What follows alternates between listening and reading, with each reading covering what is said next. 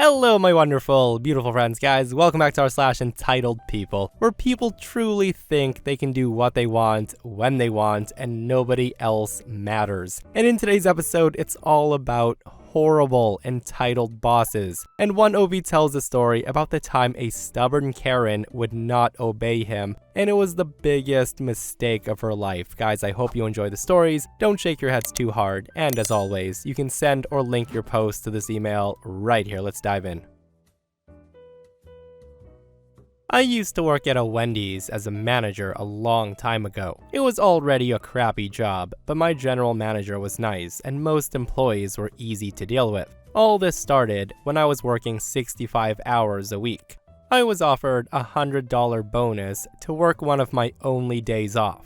I decided to do it, and later that week, before I'd even been paid, I was asked to come in again. I said this time I would like $150, as at that point, I'd worked almost 23 days without any days off. They said they would do it, so in I went. So cut forward 3 weeks. I've been asking about my money for a while now. I'm told by my GM that I could speak to my district manager, as he would be in later that night. The conversation goes something like this. I ask him, hey, do you know what's going on with my bonus? I'm owed $250 with both the days. That's when the district manager tells me, well, that's why I came here. The store's been having trouble making money, and after running the numbers, I don't think we can afford to give you your bonus. So basically, the guy's telling me that my performance isn't good enough. He goes on and says, your shift isn't making as much money as the others, and your drive time is higher. I tell him, well, we're doing all we can. It takes extra time when we only have half the number of people with the same amount of customers. He then goes on and says, that's really no excuse. You need to work harder. I ask him again, when am I going to receive my bonus? He just replies, we can't give you a bonus until the revenue rises and drive time goes down. So for now, there is no bonus for you. And I'm left speechless at this point. The rest of the conversation was a blur. So a day passes, and I've had time to collect myself and speak to my entire crew. I let them know what happened to me, and practically everyone agrees to walk out with me. So I call my district manager. The phone starts to ring, but then it gets cut off. The guy declined my call, so I call him again and again and again. Finally, I just leave him a voicemail saying, look, Jacob, you need to talk to me. You have until 8:45 to call me back, or all the night crew is gone. At this point, it's 7:30. I go into my office and start watching my boss's email. She leaves it open and logged in, and I figured that he would probably email her before calling me. Around 20 minutes of watching this email, an email pops up. The email's titled, Emergency, Lonnie.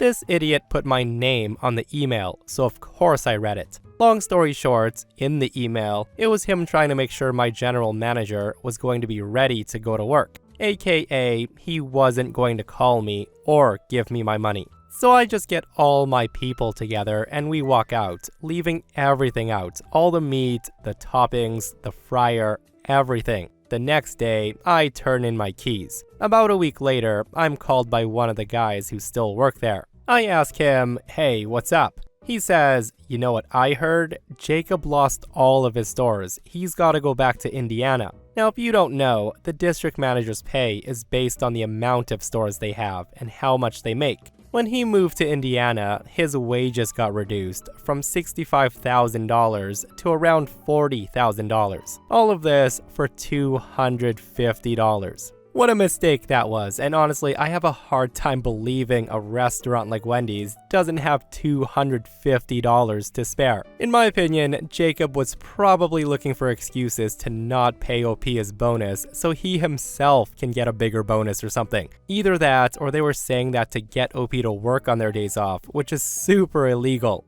But yeah, bosses should know that you should never screw over hardworking employees, as they always pay for it in the end. And guys, if you enjoyed that post, this next post is brilliant. So this happened back in 2009. I was waiting tables at this upscale steakhouse, and the company culture was absolute garbage. The owner, Gary, was constantly throwing tantrums and screaming at everyone, and we all hated him. The guy would line us up before every shift just to yell at us and say how lucky we were that he hired us, because we were all garbage at our jobs and no one would ever hire us. It would always be stuff like that. Now, the only reason anyone ever stuck around was because the money was good, due to the high ticket prices and solid customer base, as well as the fact that there weren't many other employment options for fine dining service in the area. Now, in addition to being a massive prick, Gary was also a cheap bastard. There was this 6-foot-tall dessert cooler in the kitchen that had a broken door, and the guy put off fixing it for months because he didn't want to spend the money. So it was just sort of hanging on its hinge and you had to be really careful opening it. Well, one day, during the height of a Saturday night rush, the door fell completely off and it hit one of the servers hard. We found out later that she suffered a concussion because of it. So she's laying there on the kitchen floor, bleeding from a serious-looking wound on her head, and Gary's standing over her screaming at her saying, "Way to go, brilliant. You just show up to work to break company property? What the F am I supposed to do now? It's the middle of dinner rush and you've got a full section and no one's going to be able to pick up your damn tables because everyone who works here is useless and incompetent. You should have been more careful. Why should you work here if you're costing me money?" Now, I'd seen a lot of his crap, but this was the hard line. And that's when I make the decision right then that I was out. So when I got home later that night, I typed up a letter to Gary, telling him exactly why I was quitting and leaving out no detail when it came to his tantrums, his verbal abuse, and the hazards in the workplace he wouldn't address. I printed 30 copies and then went in early for my opening shift the following day, and I hid them all over the restaurant where guests would find them. I would hide them in the menus, under the napkins on the tables, in between paper towels in the restrooms, etc. Some were in really obscure places, so they wouldn't be found right away, and they would keep popping up randomly, allowing my legacy to live on. And then, instead of working my shift, I just left. Fast forward to a couple of days later, a coworker reaches out to me and shared with me the beautiful details of Gary's head almost exploding with rage when he found out about the letters. A couple of tables read them and they walked out before ordering. People in the dining room could hear Gary screaming from the kitchen. Apparently, they were still finding letters weeks later, and every time one surfaced, the veins in Gary's forehead would pop out, and the guy would disappear into his office and slam the door. This remains one of my proudest moments, and my only regret is I couldn't be a fly on the wall watching this unfold. Wouldn't that be amazing? And guys, OP does come back to the comments to say the restaurant's now under new ownership. Thank frickin' goodness. And that said though, the employee who got hit by the door and suffered a concussion should have sued the crap out of Gary, especially since the guy knew about it and refused to fix it for months. Like, imagine a giant fridge door just falling on you during a shift, and the owner couldn't give less of a care in the world and just yells at you to get back to work. But yeah, OP didn't mention anything about lawsuits or anything, but I sure hope that girl was compensated. So this story happened back in 2020. At the time, I worked for a medical supply delivery company. We would go to different locations, usually a personal residence, and we would deliver home care medical equipment like beds, IVs, and oxygen devices. It was a hard job that was severely understaffed, but I needed the money and most of the customers were super appreciative. And then there was Karen. She was a very stereotypical old Karen who lived in the area. The woman was extremely demanding and unreasonable. Her husband was the one in need of care. The guy was clearly not doing so well physically and mentally, and while I never learned exactly what his health problems were, it was very clear that he was having trouble breathing, as he was wheezing constantly. Now, I had to deal with old folk all the time in this job, and while they'll often complain about randomness, they never really gave me much issue with the actual products. They might have some standard questions, like how the buttons work, but this stuff was built pretty foolproof. It was super easy to use, and worst case, they had a kid or grandchild around that I could explain this to instead. So as long as I kept my mouth shut and did my job, I could usually get in and out without much issue. Well, not this Karen. This day, I came to deliver a portable oxygen concentrator. If you've never seen one, imagine a black device about the size and shape of a small luggage bag that comes up a bit past your knee. These are medical grade, and they're often used in hospitals, and they can work for days continuously without issue. I had dropped off dozens of these before, and I never had any complaints about them. But this woman refused to take it because she hated the color black. And just to be clear, she was refusing a life-saving medical device that her husband needed just because she didn't like the color. Well, my boss was a customer is always right kind of guy, so I had to go back and pick up every different model of concentrator we had. Most of them were black and all about the same size, but we did have one that was baby blue and another that was tan. They all worked the same, so as long as she takes one, it doesn't matter. But the woman still hates the colors, and she wanted dark purple for some reason. She also complained about the size, and she wanted a much smaller model, about the size of a dinner plate. I told her we don't carry those models because they're very expensive and only meant to last a couple of hours, not days like this model. She then insisted that I go back and I get a smaller model that could actually last for days, which doesn't exist, and also in purple. I tell her we can't deliver that, and it's take what we have or get nothing. So after a long back and forth of me telling her she should take one, as again, it's a life-saving device, the woman chooses nothing. I practically beg her to take some air tanks at least. The air tanks we carry are medical standard. They're a lot bigger and bulkier, being made of metal, and they go up to your thigh, and they last about 3 or 4 hours. But if there's an emergency, they'll last long enough for an oxygen concentrator to be sent over, or for him to be taken to the hospital. Karen demands a smaller model, about the size of an aerosol can.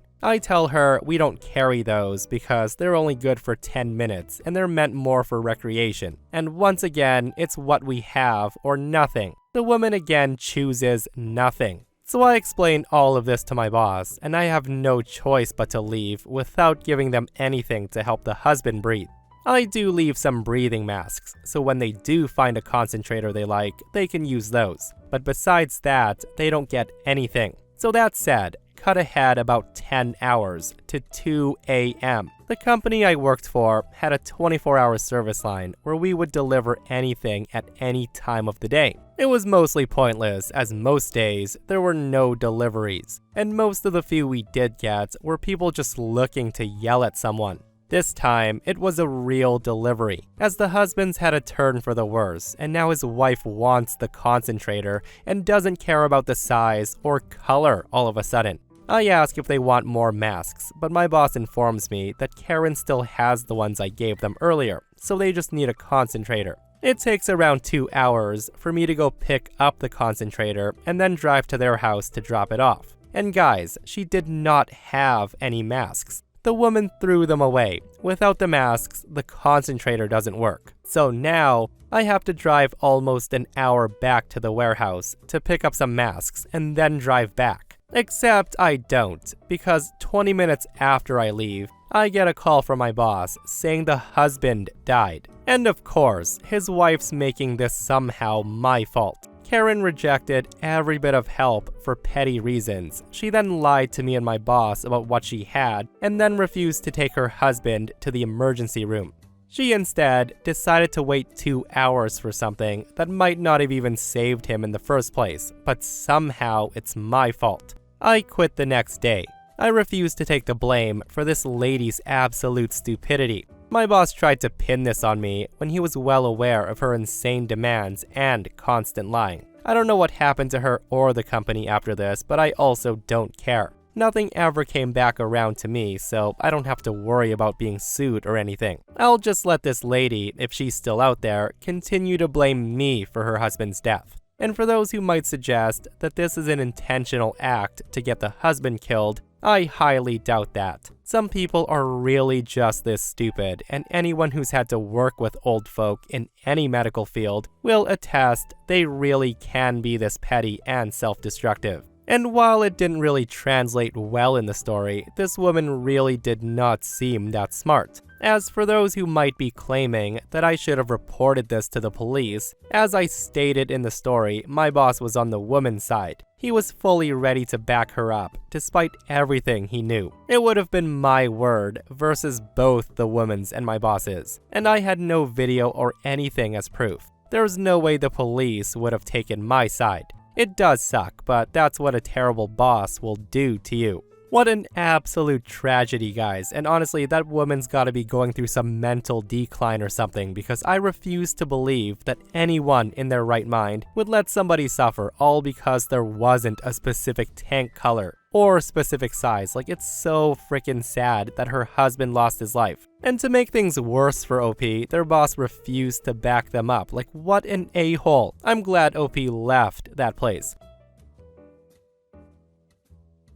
So I lost some weight recently, and it's kind of noticeable. But most people just make casual comments like, "Oh, you lost weight," and I'll just nod and move on. But my boss, he loves to ask personal questions about everything. My body, my love life, and now my weight. We don't have HR, it's a small office. One day, my coworkers and I were deciding on what to order for lunch. That's when I said, I feel like having a burger. And that's when my boss goes, "Oh, a burger? I thought you were on a diet." I told him, "Well, I'm not on a diet. Why?" And that's when he says, "Because you lost weight." And I'm thinking, okay, even if I were on a diet, why would you push that conversation further? Now, normally, I would just switch the topic back to lunch, but honestly, I was done. I was so tired of his constant, invasive questions about my personal life. So when he asked me directly, "How did you lose the weight?" I decided to end it. I looked him dead in the eyes and I said, "I've had bulimia since I was 14. Sometimes I lose weight, sometimes I gain it." He then mumbled something about being sorry that I had an eating disorder, and I'd never mentioned it before, so he didn't know. And why would I? This is a workplace, not a therapy session, even though he works as a psychologist.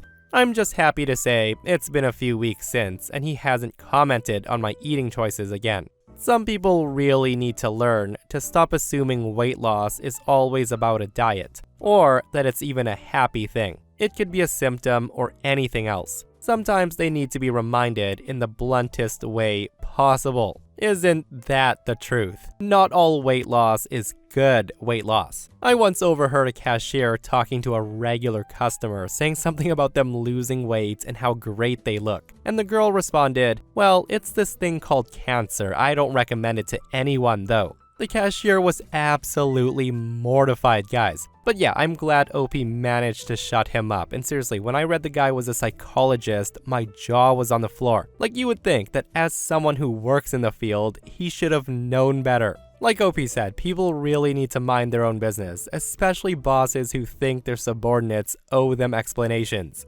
Entitled people, am I right? I worked at a fairly known restaurant in a small city as an assistant manager. The owners were very successful, with several successful non-chain establishments, and they spent maybe a day or two a month in our location. The rest of the time, there was this GM in charge, who we'll call Karen. Now, Karen was about as type A as they come. She was a middle-aged woman, beautiful and petite, and she always looked really put together and primped. She had started with the owners a decade ago in their first restaurant as a server, and she worked her way up to general manager over the years. At first, I thought she had extremely high standards, which I respected. I have high standards as well, and I take pride in my work. I had been impressed by how the kitchens were spotless, the staff was immaculate, and the food was always top quality. I had frequently been a customer, and I was thrilled I got a job there. I had been in the business for a decade, and that restaurant was the place in our area. I was so excited, but unfortunately, I quickly learned why everything is shining and perfect. Karen was a tyrant. She was the kind of boss who soured the mood of the entire staff like a storm cloud hovering over us that never went away. Nothing was ever good enough, and the standards changed from day to day. On a good day, she would shut herself up in the office and then leave early. Good days were very rare, and they could turn into bad days at the drop of a dime. On bad days, you couldn't be perfect enough. She would come up with new rules and regulations just to punish people. If a host called out sick, she would berate them on the phone and make them cry. If a cook made a mistake on a plate, she would humiliate them in front of staff, accusing them of doing it on purpose, and then give us all the silent treatment for hours. As a fellow manager, I was mostly spared her awful behavior, though I did have to hear about her treatment from my staff almost every day. Now, all of this was just run-of-the-mill bad boss stuff, until it came time for our yearly staff evaluation meetings. This is where Raul enters the story. He was a hard-working dishwasher who moved to our state from Puerto Rico a few years earlier, and he spoke English with difficulty. Whenever I had to go over anything official with him, we would have a coworker translate between us to be sure we were communicating clearly. Karen refused this courtesy to Raul. This made his evaluation pretty difficult. Raul managed to communicate to us that due to recent cuts in his hours, he would be forced to get a second job to pay the bills. Now, something about this absolutely set Karen off. She told him that she would fire him if he dared. I could see plainly on the intake paperwork in front of me that Raul had been hired with the understanding that it would be a full-time position, so I pointed that out. Karen was furious, but she agreed if Raul agreed not to get a second job, she would bump his hours to at least 35 hours a week. It was stated as clear as day, and I documented it in my daily manager logbook. Work went on as usual after that, and I didn't think much of this meeting for a few months. Another time a while later, while filling out information for tax returns, Karen calls me into the office. I could tell that she pulled this tiny room apart looking for something. She then says to me, "All the information about our Puerto Rican employees is gone." She told me this with a mixture of panic and suspicion. I then looked at the files in question, and they all seemed to be in order, so I was confused, and I told her I couldn't help. A few minutes later, I walked back in the office to find her arguing with Rosa, our most talented chef and a Puerto Rican native. Rosa was perfectly fluent in English, and Karen was speaking to her saying, "No, Rosa, where is your green card?" She was speaking to Rosa as though she were hard of hearing or mentally slow. Rosa was confused, asking, "What are you talking about?" And this is when Karen asked her, "Are you illegal or something? Is that why one of you broke in here to hide the proof?" Now, she wasn't yelling, but her eyes were cold and flashing with rage. Rosa gets angry now, and she says, "What?" And this is when it suddenly clicked for me, so I interrupted saying, Karen, you do realize that Puerto Rico is a United States territory, right?" Karen snaps back and says, "Of course I know that." I then say, "Okay, so you know that Rosa has a social security number just like any other American native." She then says, "Oh right, never mind Rosa, you can go back to work." And Karen did not apologize for accusing Rosa of theft. I was so done with this place after that. Now, she did all kinds of things like that, and she never apologized. I had gotten a job offer for a place closer to my house when the final straw came. I was the closing manager one day, and I got in just before the dinner rush to see Raul storming out the back door. He didn't speak much English, but his effing bitch was very clear. I find out that Karen had lied about raising his hours to 35 per week, so Raul had gotten the second job he talked about. When Karen found out, she fired him, but not before saying something about how all of you people are the same. By this point, I hated this woman too, and since I knew I'd be leaving soon anyways, I told Raul that he should go after our boss for wrongful termination, since I had documented proof that he was promised more hours and that she had broken the agreement. The last time I saw Karen was on my way out of the lawyer's office, after giving a deposition about several labor laws she violated, at least the ones I knew about. Apparently, there were many others she had broken in front of other employees. She couldn't look me in the eye.